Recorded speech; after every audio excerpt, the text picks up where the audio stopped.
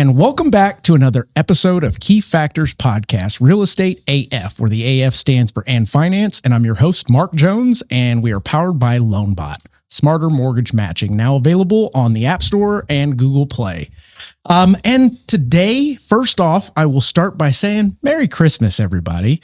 I have one of my guests that brought up a topic and said it would be a great discussion to have and to share with others out there on a day like today. We're going to be talking about personal losses, gains, and how that has fueled, hindered, and helped us thrive in what we do in our everyday life and in our business. So without further ado, let me introduce all of my fine guests today. All have been on the podcast before, so I welcome them back. Let me start with the gentleman to my right that you can already see. Scott Malouff, what's up, dude? So, Mark, how you doing? Doing very well. Blessed to be here. Amen to that. And then we've got Jeff Garza. Jeff, how are you? I'm doing well, man. Merry Christmas to everybody that's listening to this, and hopefully the season is treating everybody well. So, that's right. Yeah, making a prediction. It's Texas morning, and it's probably 80 degrees. Yeah. And my last but not least guest, Ronnie Trevino. How are you? I'm doing fantastic, Mark. How's everybody doing? Doing very well. And just make sure when you talk, bring that mic close. We go. Yeah, you can pull it wherever you want. These things are that DJ voice. Yeah, that old Timu. Hey, got some I'm good just stuff. Like I said earlier, I'm just grateful to be in the room with everybody. These are men. Real men building real businesses. So That's I'm just right. glad to be with all Amen. of y'all. And Merry Christmas to everybody. Amen to that. So guys, I'm going to kick this off and we'll dive into it because we've got quite a bit to talk about. We've got plenty of stories and situations to share, and I'll be pulling a lot out of you guys if that's okay. Let's do it. So I want to start with the first. Matter of fact, before we do that, there's probably folks out there that have no clue who you guys are. So if we could just do a real quick round the horn of who you are, what you do, and why you're on this podcast right now. Fantastic. Yeah. Okay. We starting with me, I guess. And looking at the stud. My name's Ronnie Trevino, and I'm the owner, broker of Rezi Realty, and also have several other businesses, but I've been in the industry for 18 years now. And I absolutely love what I do. Absolutely love serving others and just collaborating with other peoples like you guys in the room. So I'm excited to be here. And we're excited to have you and to get, like I said, pry some stuff out of you guys today. Jeff. Yep. Jeff Garza, broker owner of Redbird Realty. Much like Ronnie mentioned, have my hands in other business ventures as well, property management and some other investments and some other cool things that we do. But Redbird is probably what most people would know me to be about. Amen. But they'll probably learn a whole lot more today, I'm sure. I'm hoping so. Yeah. No. Now, random question, because my ADD is totally out of control. I was so excited for this discussion that I got zero sleep last night. There you go. Jeff. Yeah. Do you guys have like an anthem or a call like? We don't, but there is like this bird symbol. Okay. So like if the camera can do it like that, there is a bird symbol. So those t-shirts are coming out soon. Very cool. So like anyways, but yeah. A hand bird symbol, like how to. Exactly. I like it. Very cool. And Scott, tell us about you, man. So my name's Scott Malouff. I have a team, Malouff International Group, where I'm the team lead inside of Keller Williams. And I do have a lot of ancillary businesses as well, like the other guys here. We've all worked together in the past, so it's a blessing to be here today. Yeah, absolutely. Sure. Absolutely. So we're going to kick this thing off pretty strong with the first question. And I'm going to ask this of Jeff first, and then we'll just go around the horn and go from there, see where it takes us. Cool. But Jeff, for you, what personal loss or low-shaped points that you encountered prior to getting into real estate? Prior to getting into real estate? Yes. Wow. Ooh, that's a good one. I wasn't ready for that one. Okay. Yes. We're going to do it like a sandwich. Where it's like prior to real estate, you just got in, and now. Yeah.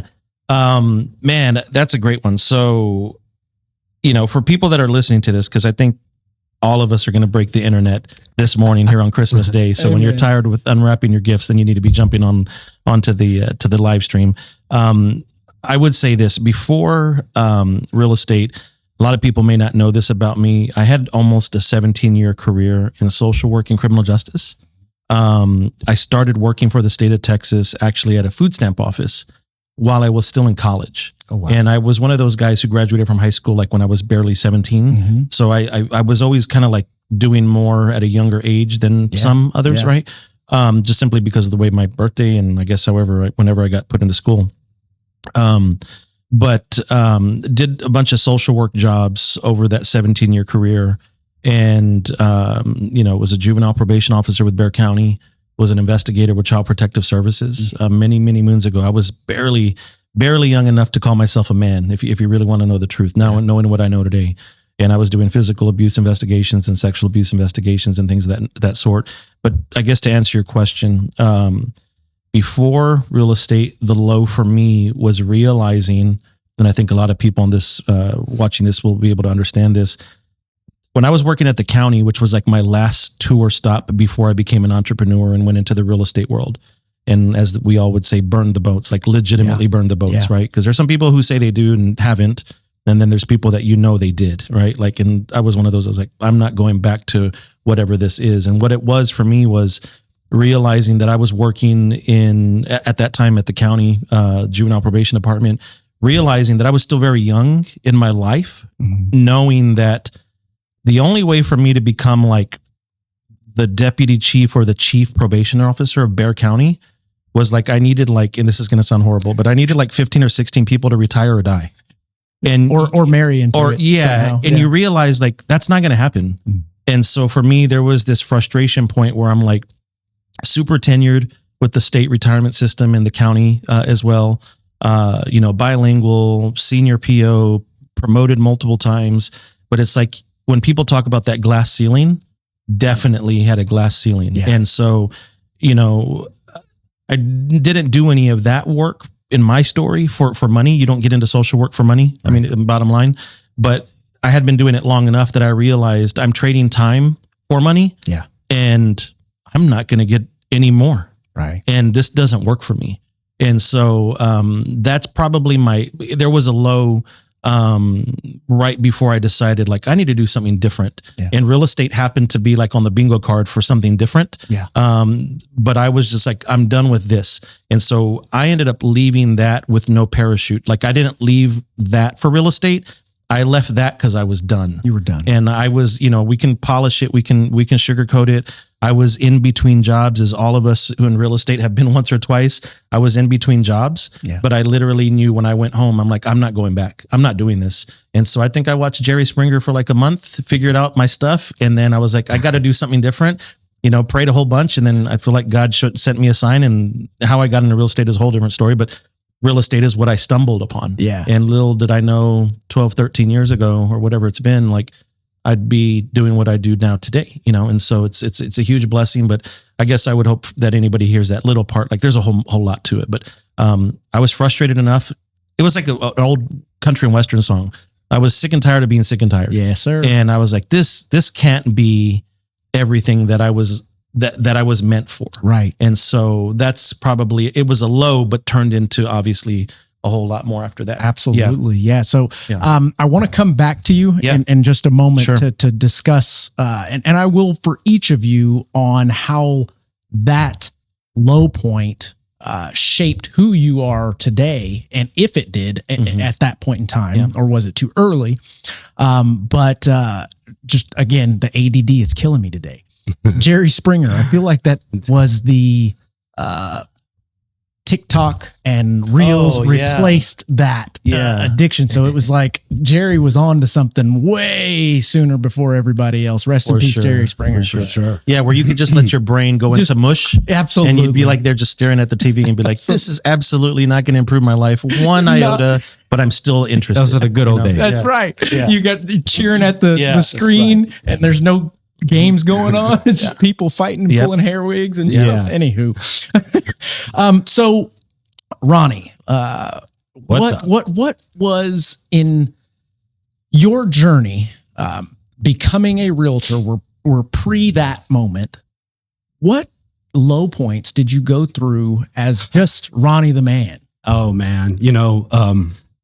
there's so many low points in my life. Honestly, guys, like, and I was talking to agents at the brokers the other day. I was telling people, and I was getting real passionate, saying that, I shouldn't even be sitting here today because I was born to a 15-year-old mother who at the time was fighting her own demons. And I grew up in a house that, probably wasn't fit for newborn babies at the time, Right. until I was adopted by my grandparents at the age of 3 years old.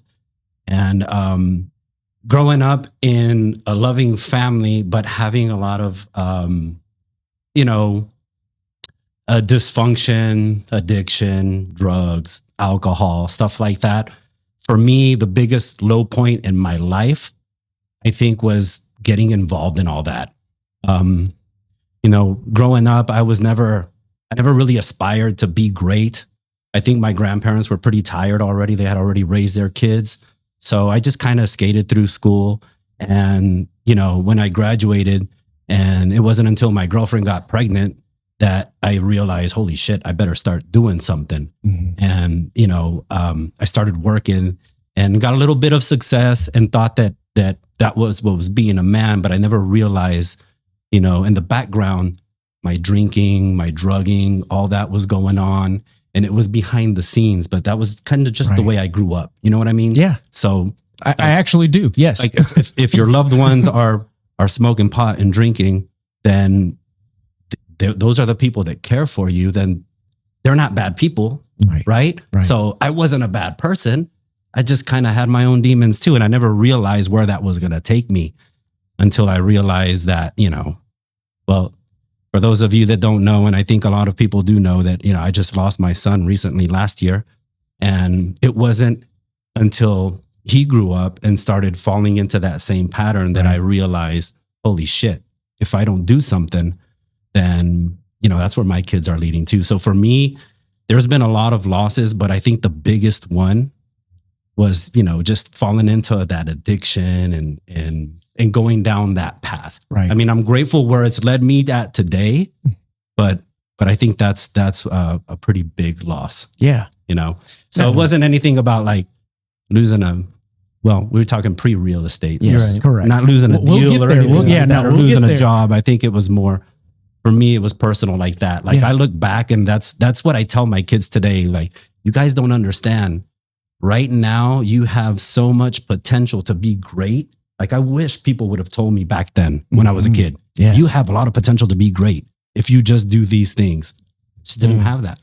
And I want to take a brief break to hone in on what you talked about and get some feedback from the rest. But the idea of going through that, being pulled into that, and I'm going to say world, because it is a whole nother world that you don't really know until you're in it. And then you either realize you're in it and try to get out, or you're in it and you're so deep that it's too late. You end up in bad places. But I would also go as far as to say that those that have been through that, the drugs, the wrong crowd, that kind of stuff, me personally, it gives you, I'm not going to say a greater perspective, but a deeper perspective on the concept of, if you, let's say somebody's excited, I'm the happiest I've ever been, but yet they've never been to the lowest they've ever been. Can they really feel what it's like to be truly grateful, truly thankful, truly appreciative of where they've been and where they are now? What are you guys' thoughts on that? I mean, obviously we all haven't been through the same stuff, but similar with yours, you weren't the ones doing the drugs, but you saw it. You weren't the one beating wives, but you saw it, type concept. And Scott, I'll get to you, but if you've got something to share on this, by all means, what are you guys' thoughts on that concept of you can only feel the greatest high after you've felt what it's like to be at your lowest low? I'll jump in real quick. So what I know to be true in my history and my experience, and you made a great correlation about the things I used to see on the other side. Yeah. You know, investigating and being with families and through the court process and things professionally, right? Over those many years. What I can tell you is you're absolutely onto something. When people can either experience for themselves or witness the depths of humanity. Yes. And how dark real darkness looks like. Absolutely. And also how brightness looks like. Then you can actually have a measuring stick that's bigger than just your perspective or your experience or your upbringing. And so, and again, that doesn't mean that someone else's perspective isn't greater. I just would say that if they've never seen what dark and evil looks like, or if they've never experienced brightness in their life either, I don't know that their measuring stick is as big as someone who has had those experiences or seen those from a variety of ways, right? Yeah. And so that's what I would say. I think it's depths to what we are as people. I'd also like to add a perspective. Please. And it's similar to what you said. But I think everybody has their own journey, and it's not up to us to decide how low is our lowest low, right? Like my lowest low was being passed out on the side of Bitters at 6 p.m. and having the cops wake me up. That was pretty damn and low. I'm going to push back on you just briefly. And, you know, I know people that their lowest low was getting an F, and they were devastated, and they went to depths that I was like, oh my gosh, just because you failed in school. Like I failed in school and I thought I was pretty cool. So I think everybody has their own journey. Yes, most definitely. But you mentioned something that we didn't choose, and in fact, we did choose. We are the ones that are making those bad decisions, but also the ones that make the good decision to get out of it. Trust me, I've got friends today that are still in the thick of things that unfortunately love you, but I sorry. And why does their journey look like that? Why do they have choices? Bottom line. And I correlate that, what you were talking about there, to kind of what's going on with today's youth is they've never really failed at anything. So how do you know when the anxiety kicks in, if that's truly your depths, if that's example? Any of you guys play football back in the day, high school, anything like that? You remember two-a-days? Oh, yeah. You thought you were going to die. Oh, yeah. But you didn't. Yeah. I was a skater, dude. Sorry. So let me tell you, going through two-a-days, you'd go to your first one, and it's always in the middle of summer. It's hot. They got hoses coming out of pipes and stuff just for you temporarily, but you're done. Oh, guess what? A couple hours later, you got to do it again. It's different times, man. The society that we live in is different. Generations change from the 80s to the 90s to the early 2000s to even now, right? We're closer to 2030 than anything, you know, that's right in front of us, right? You know, going back to your football one, I remember like a lot of the things that we grew up with, all of us, I don't even know if they would be acceptable in today's world. I don't think teachers could pull off some of the stuff they did. I don't think coaches and administrators can pull off some of the things they did to try to keep us, you know, on the straight and narrow and keep us from some of those decisions or choices that might have led us to the street or to the gang life or to whatever that was, right? I mean, real quick, I remember one time during a spring training, like where you're doing all these circuit training and all this other craziness. I remember back in, you know, I was at that time, 5A was the biggest school you could be at. I was at a huge 5A. And I remember some of the coaches were out for a statewide coaching clinic. And so they were like, hey, everybody dress out, shorts, whatever. We're going to go out, ran some laps, did some real quick stretching. And they're like, all right, we're going to be doing up downs for 50 minutes. Ooh, I remember those days. We were doing up downs for 50 minutes on asphalt. Oh. And the reason they did that was because they wanted about 15 kids to quit to drop because out. They had too many. Yeah. And so instead of them selecting it, they were like, we're going to have you deselect yourself. And I'll never forget. I mean, this would have been like 1993, maybe 94, maybe. And I remember all the guys who quit were skinning their knees on the asphalt, bleeding like crazy. Yeah. And no one flinched. Go to the nurse, have them wrap it up, tell them to get out of football. You need to be in art or music next. That's right. And they were waiting for 15 guys to drop. And that was okay. Now, was that wild? Of course, that's a wild story. Am I saying that I would agree with that? Or is that something I'd want to see my son go through today? I don't know. I can't say no, and I can't say I'm going to come back to that because that's actually a good question. But anyways, yeah.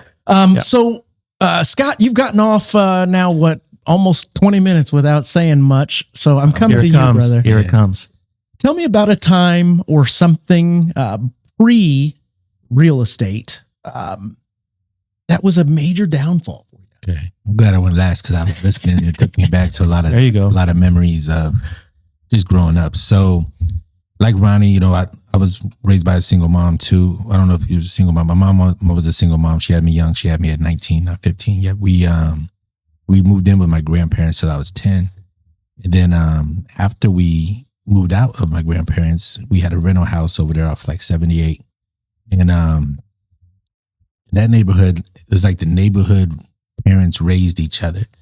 And she was working 2 jobs back then. She was working at Golden Corral and Sureguard. So she would work at nights at Golden Corral and she worked during the day at the Sureguard storage.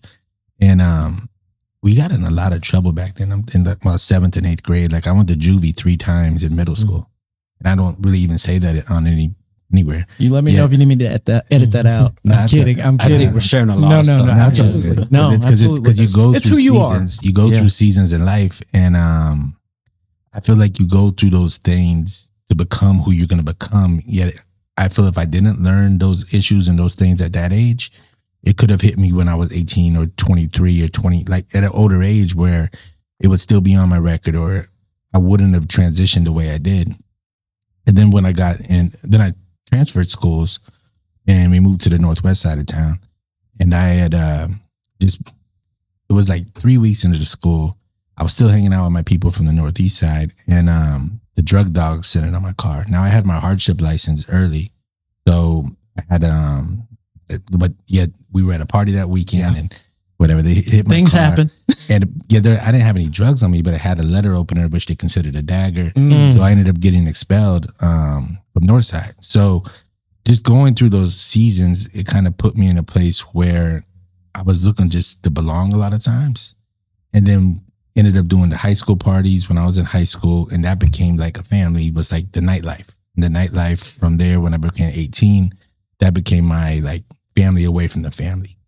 And we grew a really, productive nightlife promotion team. And we were doing a lot of events until there was always fights. There was always this person's fighting this person. And I was in my upper 20s, and I was like, man, I'm getting old doing this because I have been doing this since I was like 14 years old. Been in the clubs, and a fight breaks out, and I know everybody that's in the fight, and I'm like, okay, let me break this up. I'm talking to one side, I'm talking to like 20 people fighting, and next thing you know, you hear this pop, oof, and a dude shot another dude, but I knew both of them. Oh, and I was like, yeah, I need to make this transition. Like this is not utilizing my gifts to be able to live on purpose. And like I've been doing this for over a decade now, and it's time for me to transition. And I had one of my boys, he was getting his license, and he was like, hey, I'm gonna get my real estate license. All right, so cool, I'll do it too. I've never been good at test taking. Like all throughout high school, I was in CMC, if y'all remember CMC is.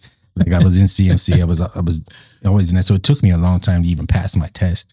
A lot of people don't know that, but it took me over 20 times to even take my test over and over and over again before I passed my real estate test of national state. Yeah. And then once I passed, I was like, this is it. Like I know where I've been, I know where I'm going, and I know where I never want to be again. And it was all in real estate until we get where we're at today. Brother, thank you for sharing that. Yeah. That I didn't know half of that stuff about you, and I thought I knew you pretty well. So wow, yeah. Okay. Mm-hmm. Yeah, I mean it's seasons, and then you know, just like Ronnie, we've had losses because it's weird. Because when he's talking about you know what, I lost my mom in 2017. And a ladybug is what reminds me of it. And there's this ladybug right here that's just been looking the whole time. So I just there's a lot of things I think we go through that are losses, and we know we're going over the losses of this year. Yeah, when I lost her, that was a transition in my life to where it's that legacy quote that a legacy is not what people leave for you, it's what they leave in you. Yes. And as we continue to grow, and when we lose things, we just know it's going to make us stronger. And, we just learn as we continue.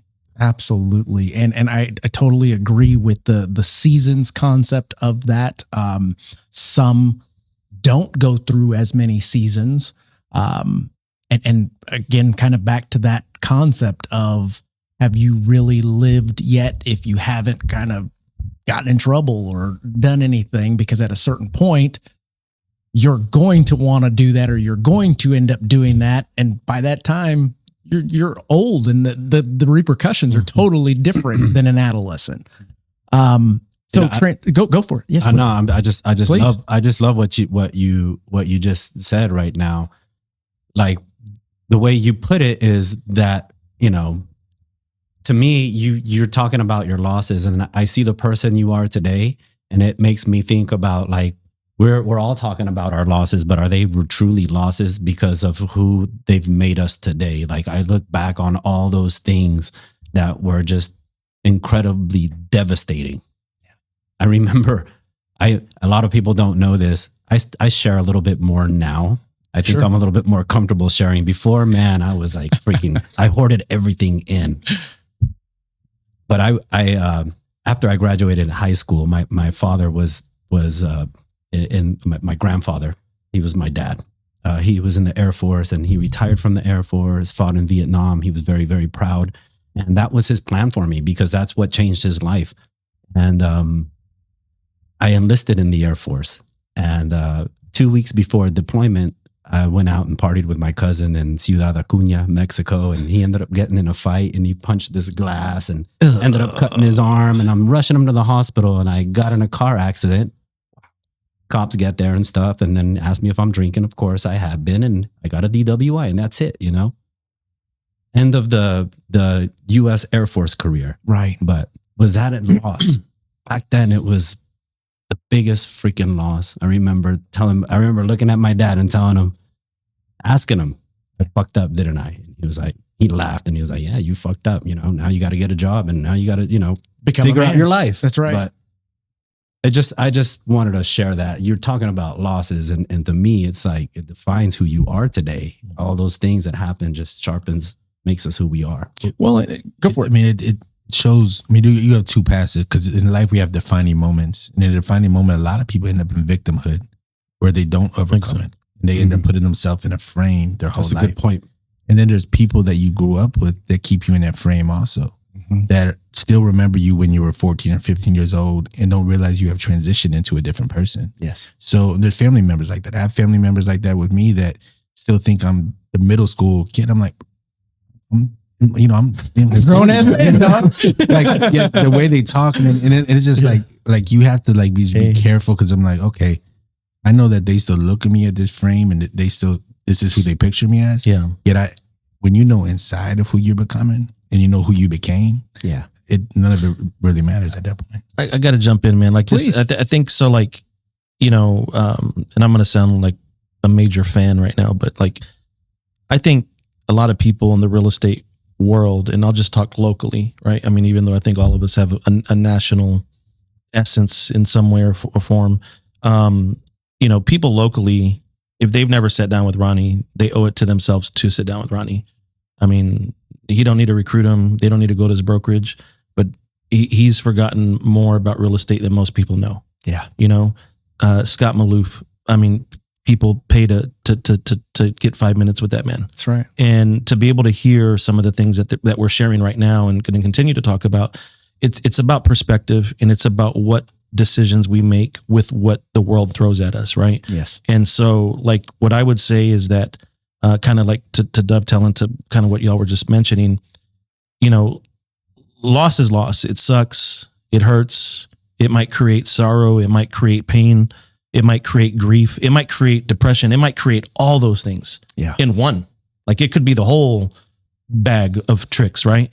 But what I really would hope that people that are listening to this, that are going through their own loss or their own pain, is like, what do people that the industry would say are like resilient winners in our industry, right? In real estate, which is just like, it's just a piece of who we are. It's not who we are. Like, I'm pretty confident in saying that, like, Ronnie and I are actually very close, real close, like real close.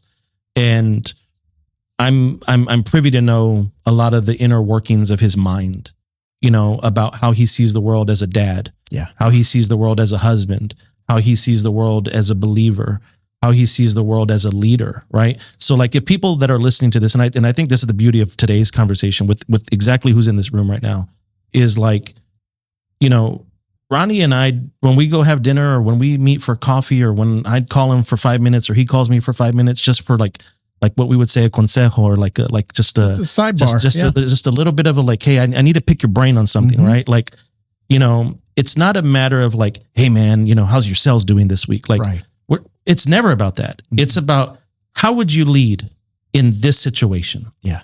It's about what would you tell this one agent who just came and told me this? Because I think I did right, but I need to check myself, right? And so the ability that we have, the blessing that we have is how do we take our losses and how do we become a pillar or a beacon of hope for others, right? Because what Scott's talking about, what Ronnie's talking about is we're all going to go through shit. Absolutely. Every day. Yeah. We're all going to go through shit. And we're going to go through more loss. That is a guarantee of life. We're going to go through more loss. But like Scott had mentioned, the choice to either stay stuck in victimhood, the choice to stay stuck in, well, this happened to me. Well, you have the option to happen back. That's probably not even proper grammar, but I think everyone's understanding. Where you're going with that. And I think that's true leadership, Jeff. What you're talking about is true leadership. I'm talking about Scott's losses, what we've gone through, what you've gone through, what Mark's gone through, all those losses, all those defining moments, like that's true leadership. And for those that haven't truly experienced that while they're leading, maybe they haven't truly led, because true leadership encompasses a lot of that pain, a lot of that loss, a lot of those failures. But it's like Scott said, it's how do we pivot from that and where do we go from there? Yeah. And when you start to get entrusted with more people in leadership, the more people that come in your world, the more you're going to see other people going through situations where you can be empathetic because you've been through a lot of those situations. Yeah. And you're like, you know what? Maybe I went through that 10 years ago, 5 years ago, last month, because God was going to put somebody else in my life that's going through the same thing. Amen. And now I'm able to show up for that person because I know how I went through it and how I got through it and how I am today because of that. Now that even through the mistakes, because going through some of the shit that we've all gone through, today I don't know that I would respond the way I did then. Totally. And so it's not like, hey, I got it right 10 years ago when I went through the same thing, so this is what you should do. Sometimes I come from the perspective, which I'm sure you do too, and everybody else is like, hey man, I've been through that and I wish I would have done that differently. Maybe, because I think we're probably extreme critics of ourselves. Actually, I know you all personally. Yes, absolutely. I think we're all very extremely critical of ourselves and how we show up and how we present to that person who might need help from us or whatever. So yeah. Yeah, most definitely. Yeah. And what you're talking about there is a deeper sense of the ethos that people talk, emotional intelligence, that by way of your journey, by way of your downfalls, by way of the seasons, it's shaped you. And for example, when I got my first coach, we did the concept of EQ, and I read on emotional intelligence for the first time. And as I'm reading the book, I'm like, I know this stuff. Like I know the answer. I know how this should feel. I know how this person should respond. And all the while I'm thinking it's because I'm a chameleon. I can relate to anybody. But no, it was because I actually experienced a lot that allowed me to, like you said, kind of take a step back and go, okay, I don't want to go that route. And now let me advise this person that's going through it right now that, hey, this isn't the end. This isn't the end of the world. It's now up to you to decide how this situation defines you. Let me jump in there. So we're all saying a very similar thing, but the loss doesn't have to stay a loss. Right. I know you were kind of hitting on that earlier. The loss doesn't have to stay a loss. It'll be so I'll use a quick example, right? And this may even turn into like what the next one was like, what got you into real estate or what got you to your chapter. We're almost there. Right, What's funny is as I'm typing these ideas for questions, you guys are literally running talking into about it. Yeah, I'm like, it's a natural discussion, right? So like, there was somebody profound in my world at one time.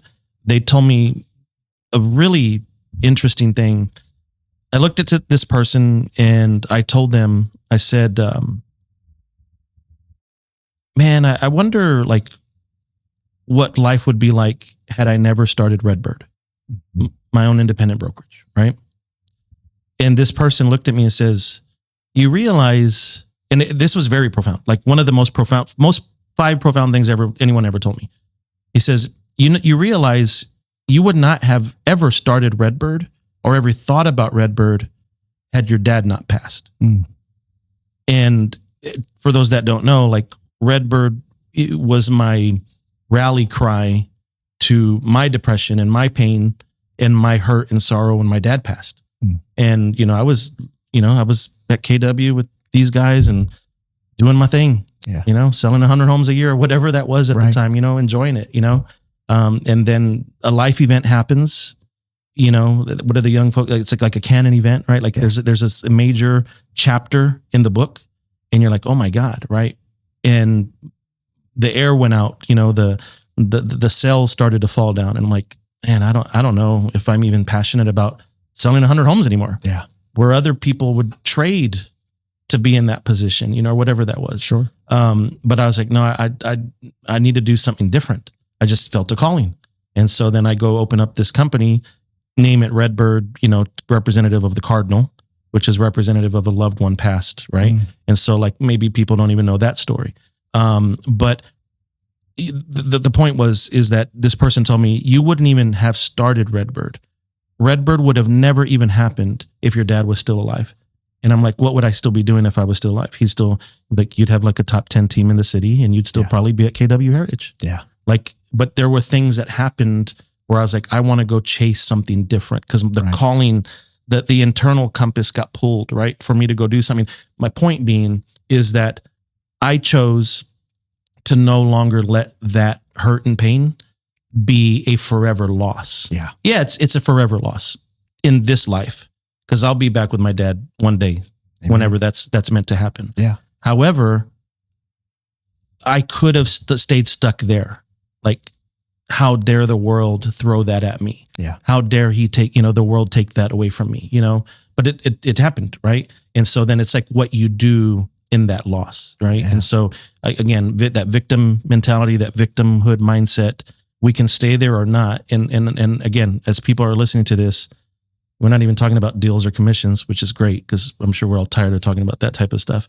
Like, I'm not going to speak for myself, but like y'all three here are like big time winners, and people can learn from this. Oh, absolutely. About how you process your loss or losses, yours and yours. Right. And so, and that's what we do. And that's leading me to the next kind of prompt before we get into the real estate side of things.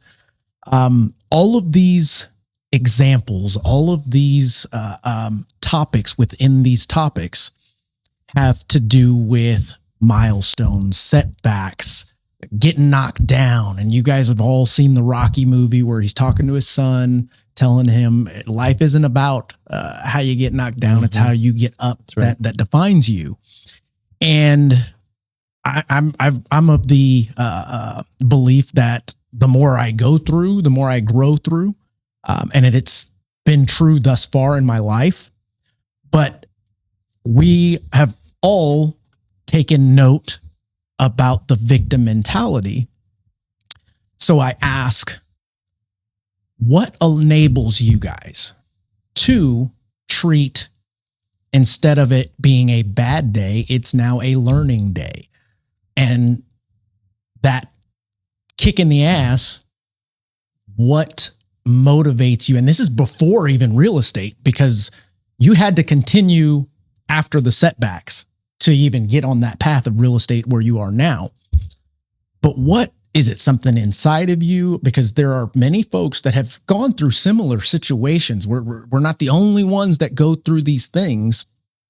we feel like it at the time, always. Like you said, it's the worst thing ever.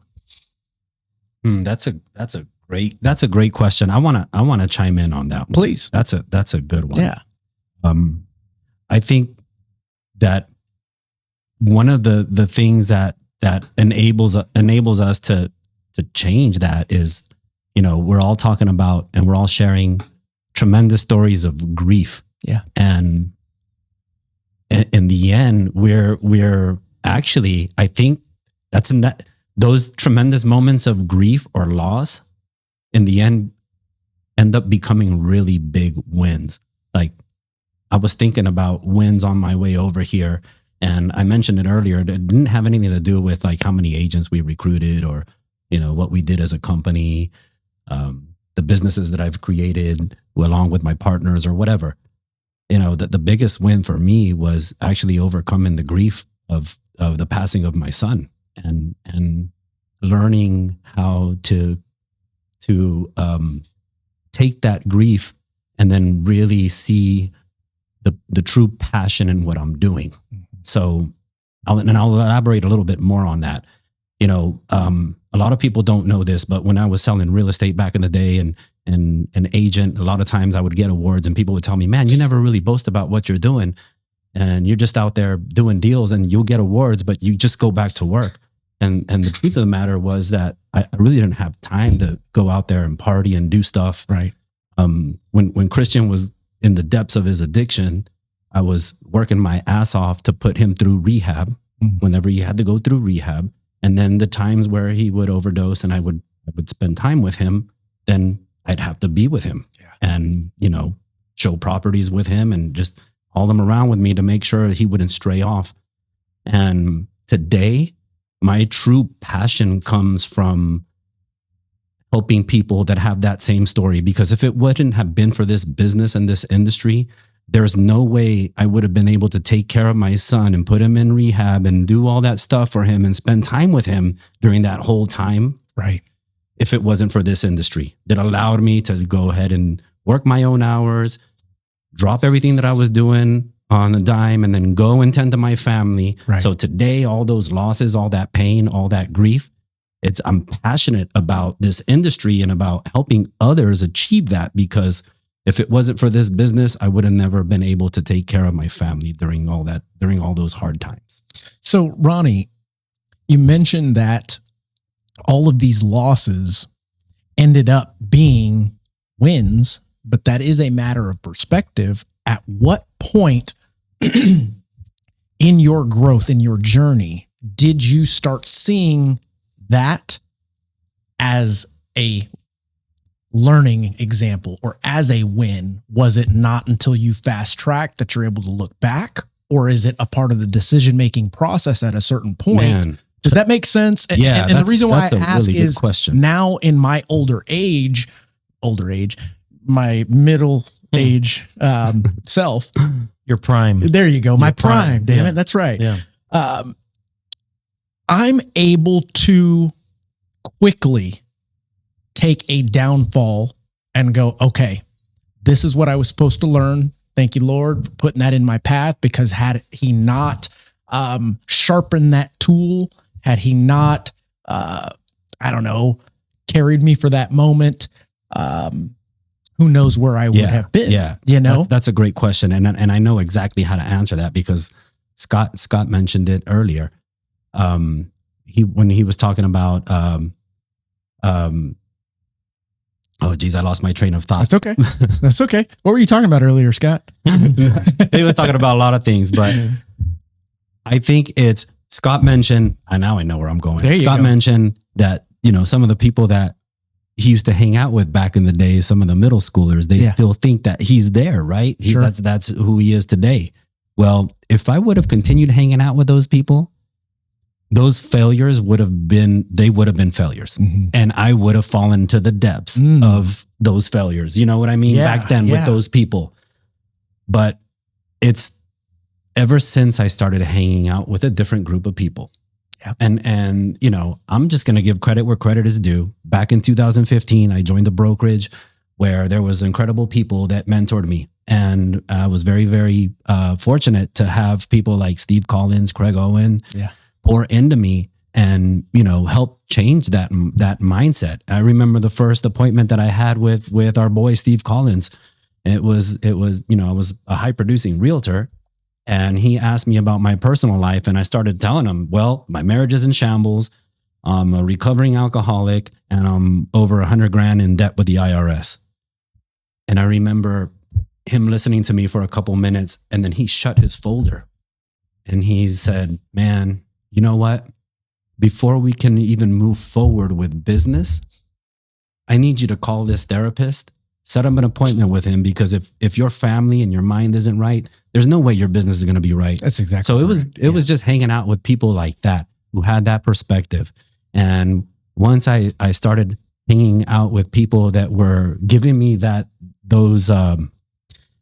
tools to equip myself. Well, I didn't want to go back. As far I didn't want to go back. I'll say you started hanging out with people that respected you and probably respected themselves at a certain point. That is maybe what allowed you to see that, putting it into perspective, going, okay, this is the path that I'm supposed to be on. I am making the right decisions now. I'm going to keep making the right decisions now, if that makes sense. And I'll add one more thing. Yeah.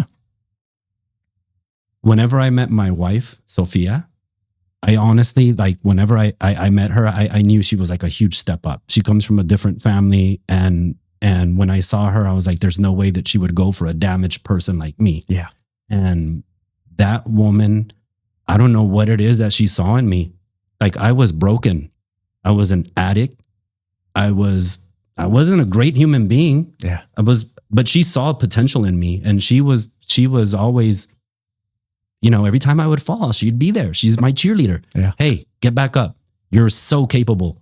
You're really smart. You're a great businessman. Just keep going. Get back up. And she was always pushing me. She still does today. So, having a good spouse, having a good partner also helps too. I would have to agree with that. My wife saved me. I was running and gunning and fell head over heels. We joke about it all the time. Life. Yeah, we joke about it all the time. You said, where would I be today if I wouldn't have met her? Absolutely. Probably in jail. I'm going to jump in real quick, man.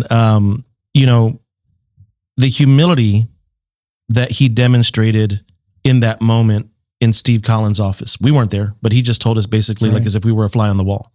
And again, for those who are watching and listening, there's so much to learn from that. There's so much to learn from that humble approach and the humility involved, right? Yeah. And I think we're definitely not the young cats in the industry.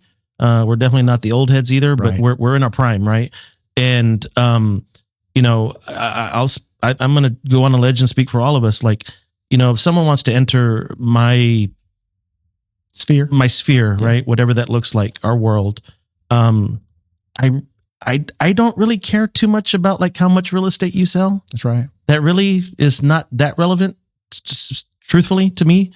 I want to know what kind of person you are. Yes, sir. And because in that case, what you're talking about, you're referring to someone that defines themselves by right.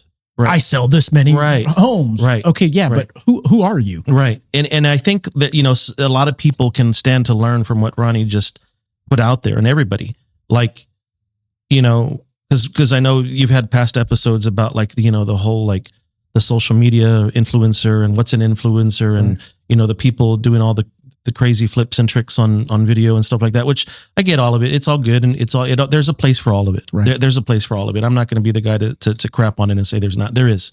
But man, like, to be able to throw yourself to the mercy of the court in a coaching scenario, right? That was like a coaching meeting. Yeah, it was my first coaching meeting. Like, I mean, that's because damn good coach. Because what he's done is he's empowered the guy at that time who he engaged with to coach him into becoming a better businessman, entrepreneur, whatever that was. He empowered him to actually help him. Yes. Right. Because everybody has shit, and everybody, like, I have a large organization. Yeah. And man, like, everybody has something. Trust me, it's just a matter of like, are you willing to be honest and open about it? And are you trusting enough of someone? And I always tell people, like, you know, we've heard this, it's you know, it's this meme, or it's a cliche, right? You know, success leaves tracks, or success leaves clues, right? And so if you're going through shit, he went through shit, but he figured out how to bust through that. That's right. And how to crack that code, right? And all of us at this table have been influenced by the people he mentioned. Like, you know, man, I learned some of my most valuable entrepreneur lessons by having breakfast with Craig Owen, or dinner with Craig Owen. Yeah. You know, and the things that they imparted on me, and I'm sure on Scott, and I know on Ronnie, right? Like, but we also have the opportunity to impart some of that wisdom on the next round of people that maybe are coming up behind us. And I think that's the part about legacy. I think that's the part about humility. I think that's the part about us not necessarily walking around town like our shit don't stink, like, because that's not how any of us operate, you know? And I think that's the beauty of the conversation today, because I personally, I've been in the industry long enough to know that I think almost everyone at this table is misunderstood. I think everyone at this table in this industry, we're speaking specific to San Antonio, I think a lot of people think they know Ronnie and they don't. I think a lot of people think they know Scott, and I'm sure they don't, and so on and so forth. And so I think there's just something pretty magical about, like, you know, these big names and big producers, and with volume and sales and records and awards, like you mentioned, you know, but man, at the end of the day, what's the real story? There's way more behind it, man. There's a lot. So I want to dive into the real estate side for the last 30 minutes of this. But before I do, I want to ask you, Scott, we've talked about the concept of, and shared some of the tragedies, some of the landmines that we've stepped on. And for you, what is it that motivates you, pushes you, drags you, steers you, whatever verb you want to use, to keep going, to push past? Because, I mean, we talked about it. Many people out there they have us misunderstood. Why? Because they don't see what's behind the curtain. And as a matter of fact, this episode, this discussion is almost a, hey guys, take some of this advice. Why? Because we care enough to be sharing this stuff with you, technically, you know? So for you, what you've been through some shit, man. For me, it's people. And I know it's the same for Jeff and Ronnie and you. When, because my team is the size of a small brokerage. And when you start a team, when you start a brokerage, it's no longer about you, it's about them. And it's figuring out what's important to them to be able to help them achieve what they're looking to achieve. Yeah, when you take that role and you take that responsibility, you have to show up. Yeah. And there's going to be days where you're like, man, I just got beat up, you know, an hour ago, yet I'm still going to show up as my best version for this person. I have to be the best version of myself. So it's how you let things affect you.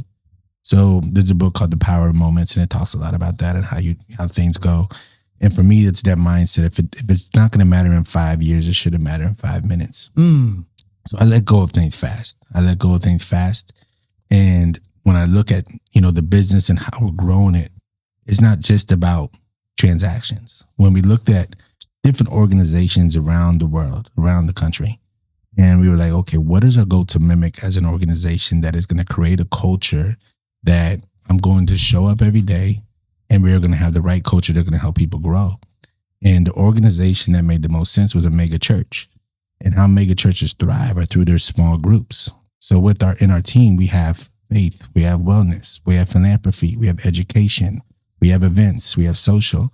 And then we do things every month when it comes to that. So we have our team's woman Bible study, a team Bible study, philanthropy. We do our give backs. So there's a lot we do that is not just like, hey, how many calls did you make today? Right. It's like, hey, we're going to go serve the community today.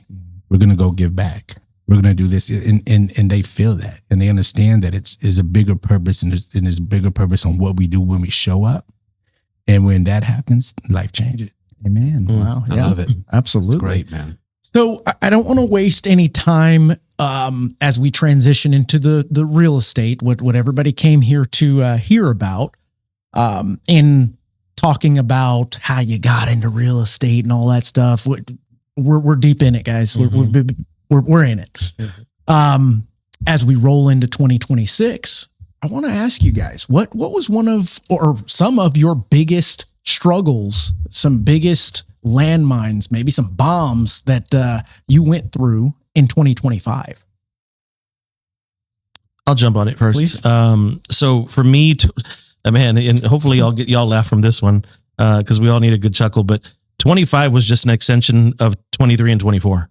I mean, in a sense, right? Okay. Like I have a saying, good friend of mine: winners win, losers lose. Mm-hmm. Winners are going to find a way to win. That's right. And closers are going to close. All the cliches. Whatever the market throws at us, all of us here are sophisticated enough to make adjustments to account for that market to continue to win, right? Yeah, so, but spell that word, sophisticated. Well, No, keep going. yeah. So, but what I'm trying to say is, like, ultimately, we also know the weather. Yeah. We know it was a little cloudy out. Mm-hmm. We know that sellers aren't really too motivated to sell because buyers aren't really too motivated to buy, and people are still waiting for 2.25% interest rate, which is never going to happen. And they're getting bad advice from their tia who never owned a home. That's right. and all these other things. Right. But my answer is like 2025 literally was just an extension of 23 and 24.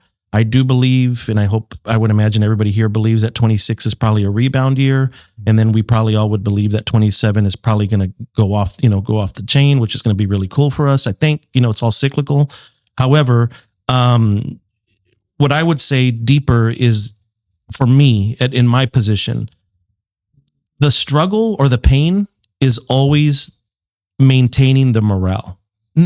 Because I'm not going to say that someone who's over 2 people has it less. I just have it more frequent. Yeah. Because I have a pretty sizable organization. Correct. So I have to work through when I see agents having their struggle in their moment, right? Yeah. So I wouldn't necessarily say like, did 2025 do Jeff dirty? I'm just going to say 2025 played its part into giving pushback to a lot of my agents who I'm rooting for. Yeah. And who I want to see them be very successful. And so I have to almost play like weatherman and psychologist in one and tell them, this is the weather. This is how we dress for it tomorrow. Mm-hmm. This is the forecast for next month. And this is how we plan for it tomorrow. But I also have to remind you, if you're going to win, you're still going to win. Yeah. And keep them motivated, right? So for me, the struggle for me has always been, how do you keep that morale high? How do you keep them engaged? How do you keep them coming back for more, right? Because getting jabbed up in the corner and, that upper, getting boxed up really good, which the industry can do. And I mean, let's talk lenders real quick. In the last 3 years, we're less than 75,000 lenders across the U.S. And now it's, what do you think it is today? Oh goodness. I mean, it's dropped at least at very minimum by 2/3. Oh yeah. Not even joking. 2/3 of all mortgage originators, lenders in the last 36 months. I should say gone for the moment. Gone for the moment. Yes. Yeah. But gone. Yeah. Gone. Right. So like, yes. Did a Scott continue to figure out how to win with the winds and the tides? Of course. Did did Ronnie? Of course. We all grew. That's right. I think we all grew during this time. Absolutely. But again, I did not tackle it like, hey guys, it's a shitty time. We need to keep pumping those numbers. So make more calls and make more. That wasn't me. I was like, let's get real with your financials. Let's get real with what it takes to run your household. And let's start getting excited even for smaller wins. Absolutely. Because smaller wins will keep you coming back for more. The bigger win may be a year away from now. That's right. So for me, it was a morale and a culture, keeping that culture. I've always told people building a culture, starting a culture is easy. Yeah. Maintaining it is hard. Absolutely. And that was my hard. Is making sure that my agents or people that are in my stratosphere, whether it be industry affiliates, vendors, clients, consumers, customers, agents, prospects, whatever the term is, that they saw that there was hope. Yes. And I always told my agents throughout this storm, make sure that when they talk to you, they don't feel like you have no hope. Yes. Because you might be the only person that has it, and you can't be their dream crusher, because we might have had a bad month in commissions. It's true. And a lot of this is perspective based. Yeah. And I'll compare it oddly to, let's say, a basketball team, to where you've got your starters that get to have more of the reps. Life's about getting in those reps so that you can start to see patterns in those reps. You can start to do it with your eyes closed type concept, because you've done it so many times, or you've been kicked in the dirt so many times. And 22, 23, 24, if you're a realtor or lender for that matter, that was struggling but chose to pack it up, you packed it up at a time where you could have been a starter. Yeah. And why I say that is the herd was thinned out to where it's now your time to shine. Yeah. But if you don't have that mindset, that perspective of, I've been through this shit and I know what to do now, unfortunately, you packed it up instead of rising to the occasion, instead of doubling down on more marketing, doubling down on the phone calls, that kind of concept, if that makes sense. Yep. Yeah. And I guarantee you, younger us, give us this market 10 years ago, we would have still crushed it. It was the hunger. It was the passion. It was honestly, it was the new discovery of financial freedom in the, I can see it. This is starting to make sense now. My good choices are adding up. I'm going to make some more tough, good choices in that aspect. But let's move it to the realist. Well, actually, we only got Jeff's side. Who's up next? What was 2025?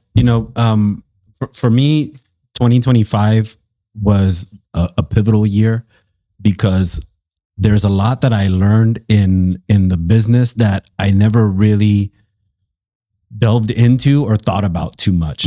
One of them being that when I started this brokerage, I started this with people because I had a vision to grow a brokerage and to scale a brokerage with people. And I've always valued as people being the most important part of your business. It's not a CRM, it's not a website, it's the people. Yep. And 2025 was a year where I feel comfortable in my own skin, but at the same time, there's people that I partnered with that I've lost. And it sucks because you think that these are your people, and then they end up going. They end up leaving somewhere else. So for me, learning how to deal with those losses or those separations has been a big deal for me. And then also learning how to face decisions head on and not isolate. Because in the past, a lot of times, You mean like freeze up and let it linger? freeze up, Yep. let it linger, not take action. And today I'm passionate about the people in our organization. So for me, 2025 was a year where I really learned how to just have faith and really lean into trusting in God and trusting in our higher power, and also having faith that things are going to work out, and that as long as you're doing the right thing and you're taking care of God's children, then God's going to take care of you, and the business is going to keep moving forward. So 2025 was very pivotal. I learned a lot in business. I learned a lot in who is in business with you. There's things that I'm grateful for. I'm grateful for that pressure that's allowed me to take that next step forward for my people, because we're not building something that's going to just stay local. Like, if we're going to build something that's going to scale, you got to get uncomfortable. You got to be able to get out there and be courageous for your people. So 2025 for me was pivotal in the fact that I was able to show up. Love it. Yeah. Risk it for the biscuit. Absolutely. Risk it for the biscuit. Yes, I like sir. that. Yeah. Yeah, I understand what Ronnie's saying. I mean, because with the team and with the brokerage, you get people in your world, And you're like, man, like, this is like, it's like a relationship. Yet there's certain people that are opportunists that you have a blind spot to. And I've had that over time. And I've had, Victoria, she's been with me now for 9 years, and my director of operations. And she's like, hey, you need to watch this person. And I'm like, Jesus kept Judas around. Like, I know, like, I understand, like, we're good. And then when it happens, like, it hurts, but it's like, you knew that person was just there as an opportunist. And another opportunity comes, they think is better, they're going to go with that opportunity. So I've learned to kind of understand people and kind of just know, not that I say I put them in buckets. I just know what's important to people. And I get to know them better. Like, sure, have them take their love languages now, do certain things like that. To answer your question though, this year it's kind of similar to Jeff, 23, 24, 23 and 24, I got hit in the jaw. Even though the business was going up, I didn't fire nobody. I didn't let go of nobody. So my P&Ls stayed the same. Yet there was ups and downs. And I'm like, man, this month I lost 50,000. This month, that's how like 23 and 24 is going. That's right. And I was like, man, what am I going to do? And I was getting distracted too. Like I was getting hit with, all these other, there's title here and, get your mortgage license here and do this and do that. I'm like, you know what? That's what I need to do. That's going to be my saving grace. And I just got very distracted on other businesses that took away from the business. And this year I was blessed that, we started a property management company about 3 years ago, and we grew it, and we got to about 70 properties, and I had full-time staff and everything. And I'm sitting with my coach. I have a couple coaches. So this was, Steve is still one of our coaches, but I have another coach named Jordan Freed. And he's like, okay, so how's the property management going? Let's look at the P&L. So I'm like, I'm just barely breaking even. Right. Like I have 70 properties. I'm barely breaking even. I'm getting more calls on this than I am on my real estate business. And he's okay, let's grow to 200 properties. How much are you making? I said, at that point, I'm making about $8,000 a month. He said, you got 100 properties. You got this, and that. You got staff. You got liability. What if you just sold one more house a month? What's you going to make? I'm like, damn, that's the same I'm making on these 100 properties. That's so right. I'm like, perspective. Yeah. So I was like, you know what? So I got with, a couple people I know that was in the property management, and I sold it for a good amount that made sense. And I have that partnership now to where it let go of certain things. And I'm like, okay, even though I thought that this was what's going to help me get here, this was going to help kind of just plug this hole, I just need to stay focused on what I know I'm good at and just continue to focus on my people. Amen. And show up for my people. And it's easy in this business to get distracted by all the shiny objects. Yeah. And that happened a lot. Yeah, man. That's a good one. Absolutely. Yeah. And I think more people listening to this can relate to what you guys are talking about than they would even go as far to admit. Exactly. Kudos to you, Scott. Like, hats off to you, or my elf hat or my Santa hat. For him to say something like, in 23 and 24, like, man, I got my jaw broken. That's right. Into 78 pieces. That's not what you said, but it felt like it to us. Absolutely. And when I'm like, who's us? Like, why am I speaking for Scott? No, I'm just speaking about for people who create jobs. Yes. I'm talking about people who spend a lot of money to market a name and a brand. I'm talking about people who, no matter how cloudy it is out tomorrow, we're still going outside. That's right. And that's not for everybody. And that's not going to be everybody. But if an agent listening to this, lost in one shape or form or manner, when you hear someone like Scott say, like, man, shit, I took it for 50 grand this month. Mm-hmm. Like, the only thing that changes is really zeros and commas. That's right. But the loss is still a loss. A loss is still a loss. Yes, sir.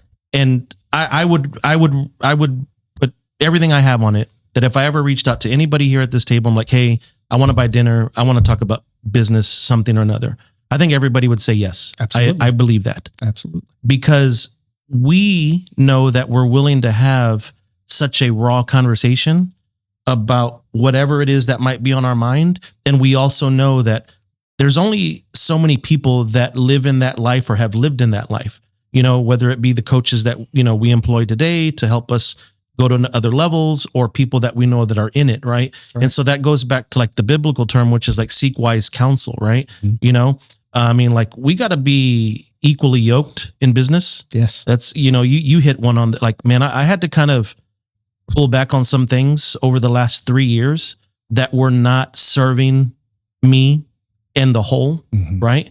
That we're taking more, that we're detracting more than addition, adding to what we were doing.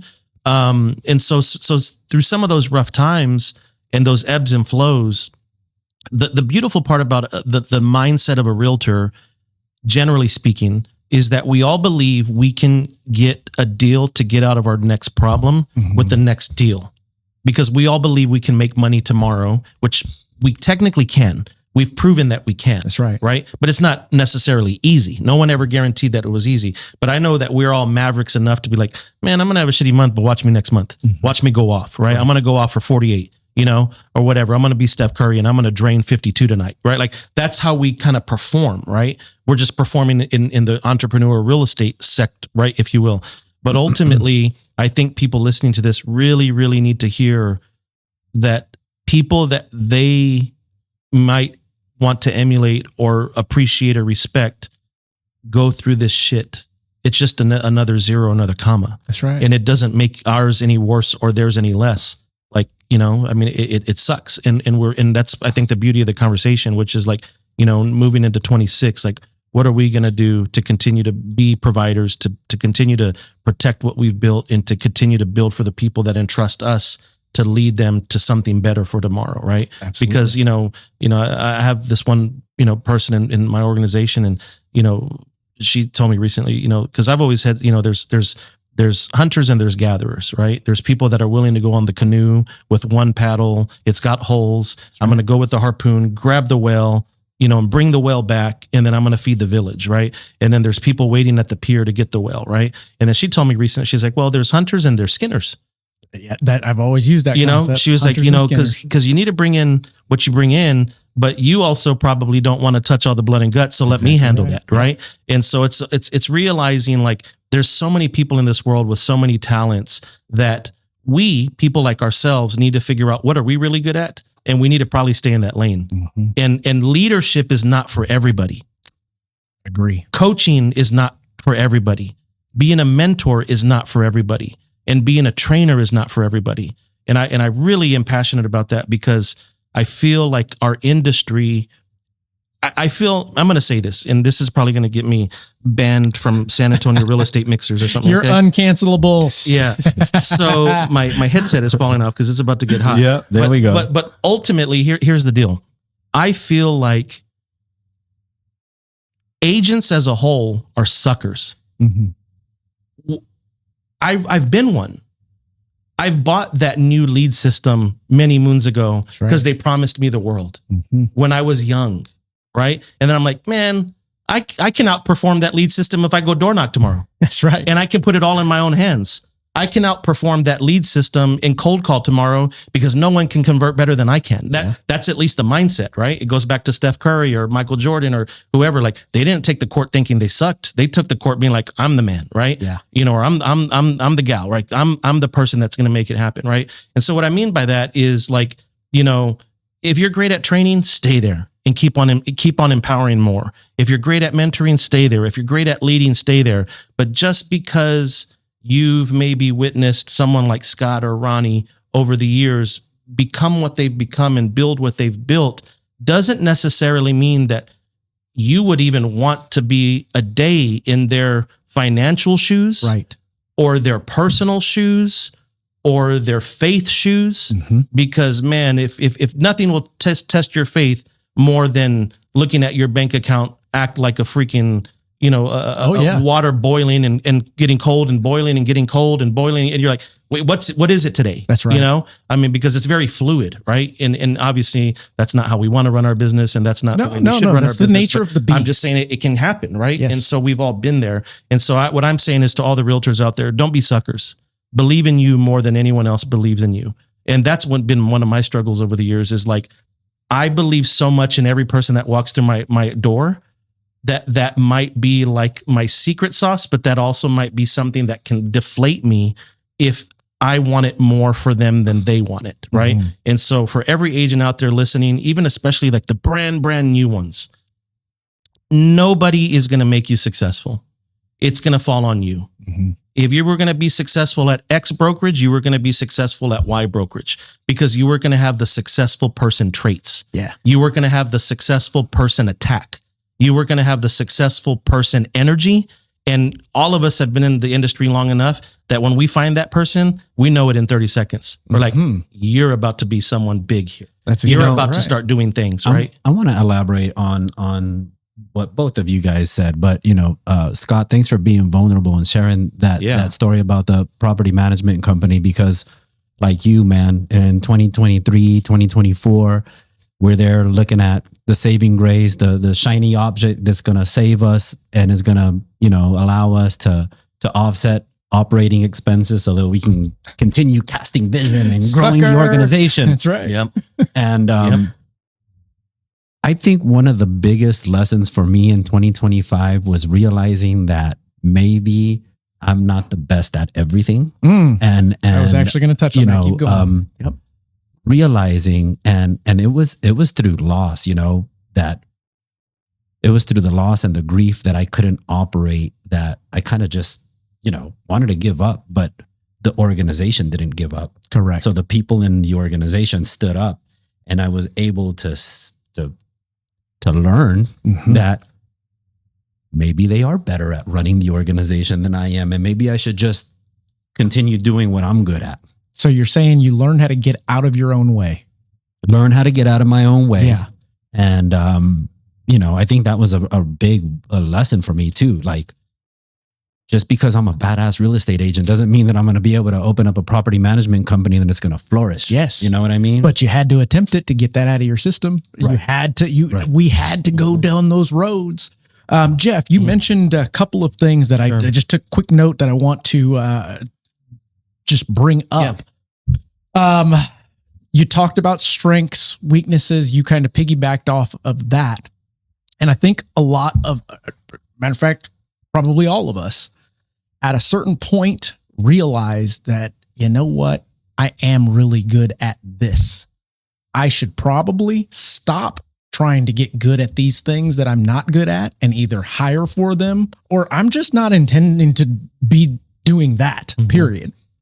I think that is a lot of folks' struggle, is learning how to let go, knowing what your strengths are. I don't have somebody take a strength test to find out what they're not good at to make them better. No, I want to find out what you're good at, and I want to find out what you're not, so that we can scrap that, replace that, automate that, what have you.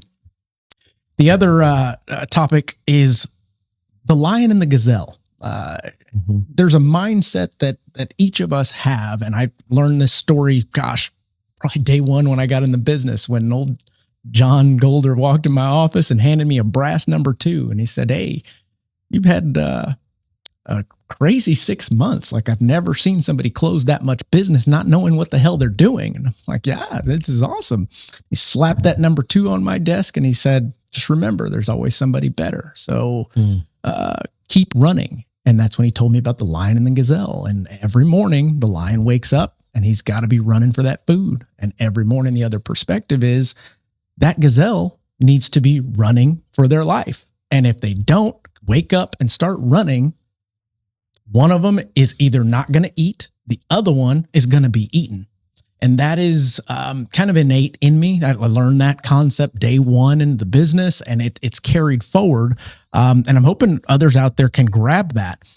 And then the last piece was the conversations. You mentioned being able to share things with like-minded individuals.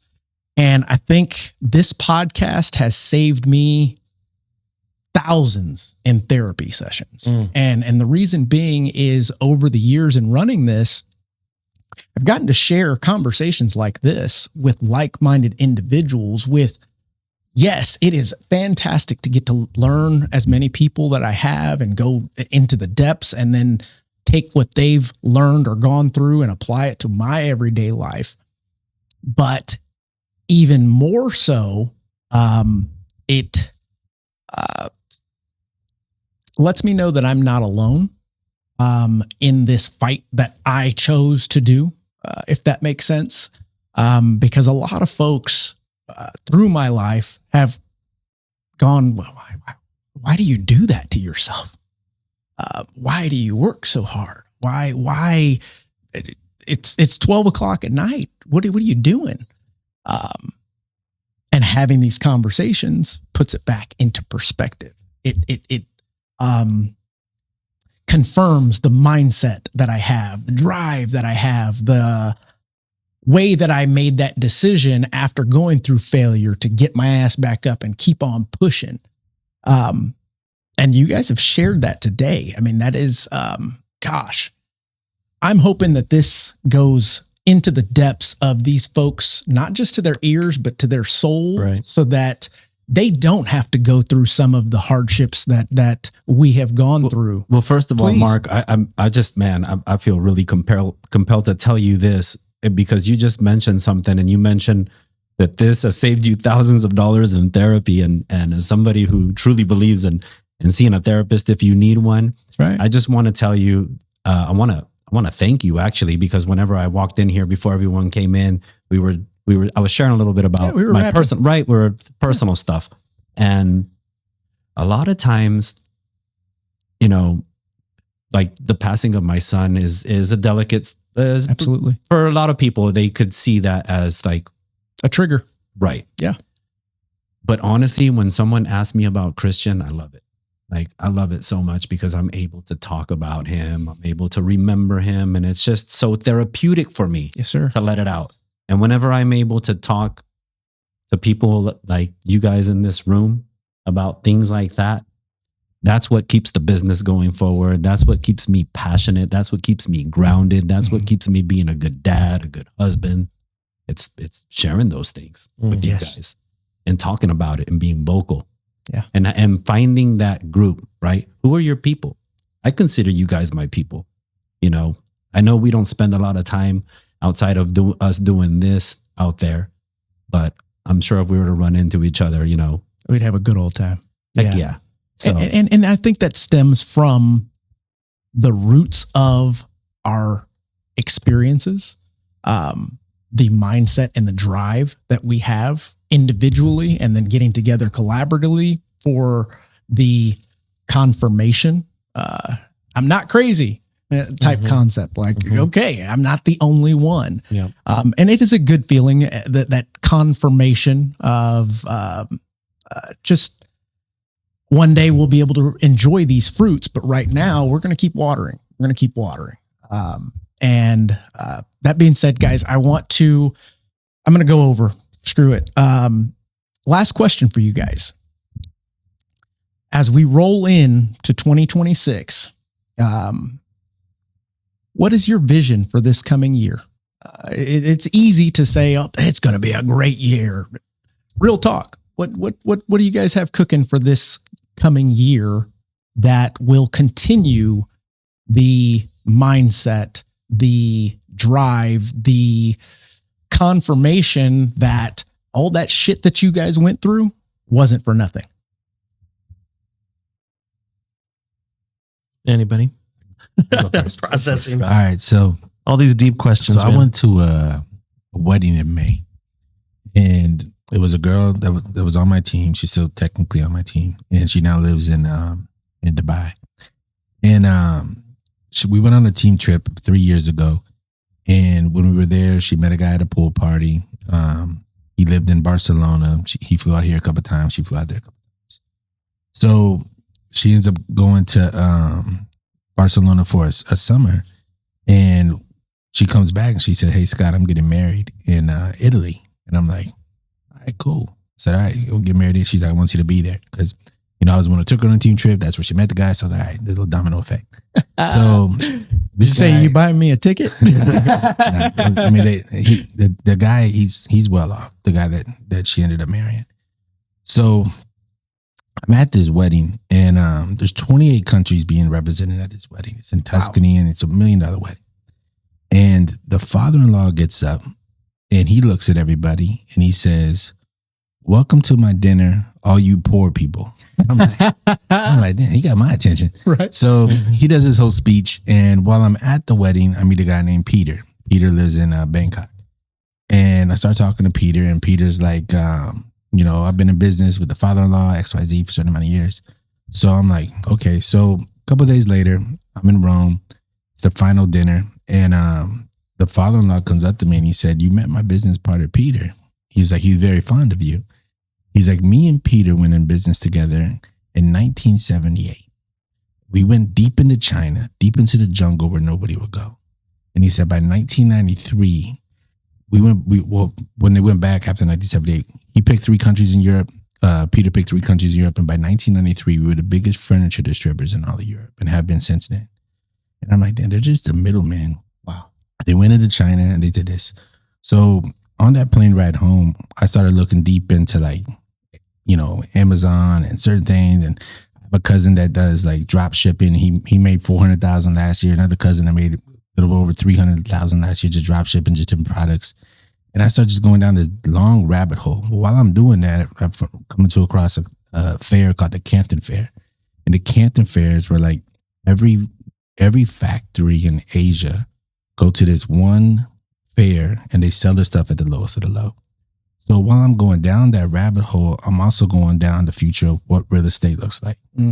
And I'm looking at 3D builds and I'm looking at modular homes and I'm, looking at Boxable, which is in Vegas and certain companies like that. And seeing, by 2035, over 50% of homes that are going to be built are going to either be 3D or modular. That's right. Compared to what right now we're dealing with the stick and the wood. And what he means, guys, is at that point in time within our industry, within the development and growth of AI and everything else, machinery, machines will be building our homes, not people. Not. Right. So while I was doing that, I look into China. And China's been doing that for 25 years. So I started going down the deep rabbit hole with that. And I found the biggest modular building company that's been around since the 80s. They started with clean air and then they do 28-story apartment complexes within 14 days because they have the robots already in the factories. So I flew to China about a month ago and I spent 2.5 weeks there. And I met with the CEO, I met with the chairman, and I went just like a deep dive with those people to see how can we bring that to the US. And with that, I ended up making a partnership with somebody else that follows me on my social media in Dubai and connected that while also meeting with the chairman again in LA about bringing that to LA and helping him find a factory to start in California and grow from that. So as you say, moving into 2026, Did you advise him on those taxes in California? I mean, the price they build at with the machinery and the technology they got, It's worth it. They're good. Yeah. Because these are better builds, concrete builds with steel reinforcement. They're faster builds, and they're going to be more cost effective. Yeah. So it checks a lot of boxes off. And if you're able to build a house in 3 days, that's 2,500 square feet. And you're able to build them at, less than $100 a square foot. And, there's just a lot that is going to be able to help the home building long term. So you're saying that may solve the affordability issue if people don't get greedy. It's going to. Yeah. And I might sound crazy today and we can look back not at at all. Years, yeah. Yet, the way technology is going and the way the growth of that is going to go, you just have to be ready for it. So my thing is just, I don't want to be the last one to the dance. Yeah. And, I'll put it out there because this is what I'm doing. This is the journey I'm going down right now, is figuring out the modular world, figuring out who I need to be in relationship with, and just making sure that we're at the dance when it's time to show up. Matter of fact, my largest pool of transactions within the past 2 years has been a manufactured home builder, Titan Factory. I'm one of their preferred, and they're modular homes after modular homes.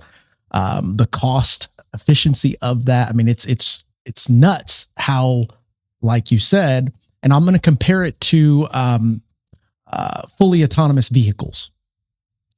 We have the ability right now to deploy those things throughout the country right now. As a matter of fact, it would reduce the amount of deaths astronomically. But the issue is, let one person pass away from a car accident by a machine or AI. We don't stand for that. But yet there are X amount of deaths per year from people making mistakes It's the resistance to the change and those that are willing to risk it for the biscuit. Yeah. There's a book called When Machines Do Everything. And that's going to happen too. Exactly what you're talking about. And I believe it's going to start with public transportation. Yep. You're going to start getting those that are going to, first going to be airport and downtown rides. And then over time, it's going to go into longer. That's right. Yeah. That's huge foresight right there. In addition to the idea of going against the grain, because there's going to be a lot of resistance to it as it gets rolled out, just like every new anything that helps save money over here, reduces the cost of that. Well, you're cutting off all the hands that were in that jar. Like, of course, they're going to resist that. Yeah. So when you move into 2026, that's my vision. Yeah. Also, my focus is people. The best investment you can make is in people, and it's continuing to invest in others so they can continue to grow. Amen. I love that. How about you guys? Yeah. Well, for me, 2026 is going into 2026. I'm going in knowing that the hard lessons that I learned in 2025 were pivotal for me to grow. Yeah. So going into 2026, I'm embracing those challenges, and I'm gonna find out how to win on the other side, because like Scott said, for me, I'm real passionate about the people. So we got a great thing going on at Rezi Realty. What we're building, it's not just Rezi Realty is not a little mom and pop shop. Right. We're building it to scale. So in 2026, I'm taking those lessons in 2025, and I'm going to embrace those challenges in 2026. I'm going to find a better way to overcome those challenges so that I can show up for my people and scale Rezi Realty. Boom. Love it. Jeff. Yeah. So close us out. Yeah. So 2026 for me, in business, but more so personally, has to be that everything that I'm involved in has to return value. And what I mean by that, I know clearly, I think you know what I mean. Like, absolutely. Matter of fact, that's what I was going to say, because I believe it, just not in that way. And I'm glad you did. So go for it. Yes. Everything that I'm involved in, as I continue to go down this journey, right? This path, this vision that I had for myself and for what it's become, there has to be a return on all the effort and all the energy and all the expense and all the investment that goes into what we do to build these things, right? Yes. So whether it means digging into, fixed costs and eliminating, bad spends, whether it goes into a growth model, all those things are going to happen. And so, we're excited for 26, with Redbird. I'll be either building our first headquarters or I'll be buying it. Boom. That'll happen in 26. I'm done renting, and that's going to be a huge pendulum swing. Yes, sir. For the brokerage, for our valuations, yes, our worth, and for our long-term security, right? You do it right. That's generational. Yeah, for sure. So that's that's going to be the big one. The second one is we're going to launch in another city. So we'll be opening up in another city or two coming up in 2026. That'll come with its fair share of headaches, just like anything else, man. I mean, if I know something to be true in this entrepreneur world, is that change is a constant, right? And so we'll deal with those. And then also adding a couple of things that I believe in, like Scott was talking about.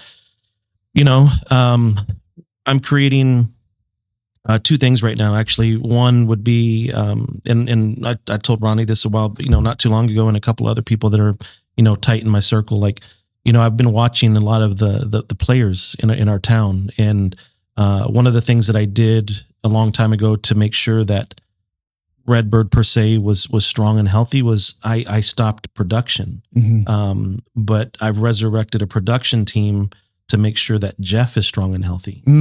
God, because you're in here because right I have to be. I gave up a lot of money. Yes, let me just put it that way. Yes, I gave up a lot of money to go create a brand and go create a brokerage that today a lot of people probably would love to have. But not every day is payday. That's right. And so one of the initiatives for 26 for me is and I've already done it. Like we're already in it. We're in the thick of it right now. Resurrecting a production team that I've been able to emulate and see some, like actually both of y'all, like these are great examples of people I've been watching. And I'm like, you know what? They can do this. And so can I. I can get back into that per se. Right. Right. Jeff's not going to be showing homes every day. Right. But I can build it and we can get it done. Right. Yeah. And so, cause I got to be right to be able to continue to be right to lead for the company. Right. That's right. And so then the second part, kind of what I was talking about with Scott, like Scott has a particular, passion and all of us are rabbit hole guys. Yeah. Cause once you show me a good idea, like I might just be likely to like really go all the way in on it. Right. And so for me, one of the things that I'll be adding, which I heavily believe in, is kind of going into a different world of real estate that I haven't really delved into or touched myself a whole lot. But that's going to be into like the whole, asset management, foreclosures, bank owned property type situation. Stuff. Yeah. And so I'll be going down that road in 26 as well, because I do believe that there's going to be several years ahead of us of some foreclosure assets and things of that nature that we're, in that world, like Scott was alluding to in terms of what he was mentioning, that world is very much about who do you know, who can you connect with, who's willing to have a conversation with you, and who's willing to open up a door. That's right. And so, I've had to kind of look at the scoreboard a little bit, if you will, not like to boast, but like I've had to look back and be like, you know what? I think a lot of people would be interested in talking to me about if I can provide dual value. Yes, you bring me value, let me bring you value, and let's solve some big problems, right? And so that's kind of what I feel like I'm about for 26. Not that we're not about it any other year, but it's very much, it's more clear, it's more refined for sure. Yeah. And I just want to find more profits where they can be found. I want to eliminate waste where I can eliminate it. I want to deepen relationships with people that are like-minded and that provide value. Like I don't know that any of us want to be in a one-sided relationship where it's always take from us. Yes. And so I want to be in more relationships where it's like give, and so with a passion and I'm grateful that you shared what you just did, because I was on that path, thought process wise. When it comes to me, I'm going to talk about this. But now that you mentioned it, mine was going to be very PG and tiptoeing around the bullshit. I'm tired of pouring into cups with holes in them. Yeah. That's fair. It's always fair. Fill other people's cups. I've gotten this far by filling other people's cups. Amen. But I'm only going to get this far if I keep pouring into cups that have holes in them. So there's a lot of folks that when they come in contact with me and I talk about loans and whatnot, and they're like, wait a minute, you still do loans? I still do loans, guys. It's fueling all the rest of the things in the life that goes on. It helps me pay for employees when times are tough and I got to take a pay cut and got to keep them on, because that's a choice that we make to commit to these folks because they've done good for us. So yeah, in 2026, the gloves are off for Mr. Mark Jones. He is a producer. He is an entrepreneur. He is a creator. He's a leader. But this year I'm going to lead by example more than I ever have. And it's just a part of this journey that you get to a point that you go, okay, it's time for me to eat now. Amen, man. Yep. For sure. So guys, I want to thank you truly from the bottom and top of my heart for this conversation and you guys sharing and being so vulnerable. The folks out there, we should charge to watch this, but this is a good one. We'll definitely be collecting in a different way. And I think that the folks out there can truly appreciate you guys' candor, your vulnerability and, transparency in this discussion today. So I thank you guys. Hats off to you. Wiggle my little hat. Sure. And for the folks out there, I think that you may not have gone through the same journey that we have. Matter of fact, no two people's journey is the same. But there are many that I'm finding that do have a very similar mindset. And at its core, that mindset is a switch that eventually flips. And it's not up to someone to tell you that, hey, it's time for the flip to switch. It's up to you. You grow through what you go through. And at a certain point, I hope that many of you adopt the concept of there are good days and there are learning days. And I can tell you, if you're on the path, or if you decide to get on the path that we decided to, you're going to have plenty more learning days than you are the good days. But those learning days is why you get to know what it is to appreciate the good days. Kind of that tip and scale of how great things can be or feel right now. You can feel it the other way. So that's how you know. That being said, guys, I promise to continue bringing you guests like this in 2026. Maybe a couple that don't agree with me. We'll see what that looks like. If there is even any out there worthy or wise enough to come at me, bro. But definitely, I appreciate you guys. Amy, if you could throw up the reference view. Bang. Awesome. Guys, I want to thank you all. It was, 3 years ago when we started this YouTube channel, and a year into it, we had 100 subscribers. And I was like, guys, let's just keep going. JC, let's just keep going. Let's do another one. Let's get somebody else in here. Eventually it'll do something. Worst case scenario, I'm getting some pretty cheap therapy. But here we are, 32,000 subscribers and growing. Just unreal. We're talking about the most boring thing, the unsexy of real estate. We're not talking about spending all this money, and no, this is real estate and mortgage, guys. But at the heart of it, it's entrepreneurship, because we all own our business. And if we treat that with that mindset, everything becomes a good day or a learning day. So I appreciate you guys one last time. Thank you. Thank you for having us. Thank you for showing up and actually showing up. Guys out there, thank you. We will catch you on the next one.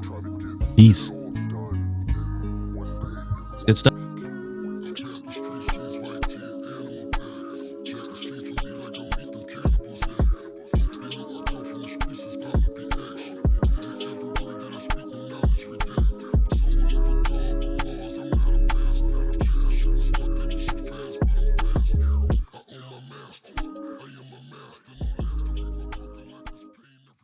If you're still sending out pre-approval letters and praying your realtor send you the next lead, you're already behind. Top producers are winning because they're giving their agents more than just rate sheets and donuts. They're giving them LoanBot. With LoanBot, you can offer realtors a white-labeled, co-branded digital mortgage tool that they send straight to their buyers. It's like giving them a mini loan officer in their pocket. Available 24/7, fully loaded, and branded with your name and their trust. Buyers can self-diagnose, compare loan programs, check real numbers, search properties, and explore down payment assistance without blowing you up at 10 p.m. And the best part? You see everything, every scenario, every lead, every milestone. You're looped in the whole way. LoanBot isn't a widget. It's the referral machine you've been waiting for. Here's the deal. Your realtors can get it from us directly for $9.99 a month. But it'd be in your best interest if they got it from you. Either way, they're going to get it. White-labeled, co-branded, transparent, and more. Sign up for your demo with our team of innovators.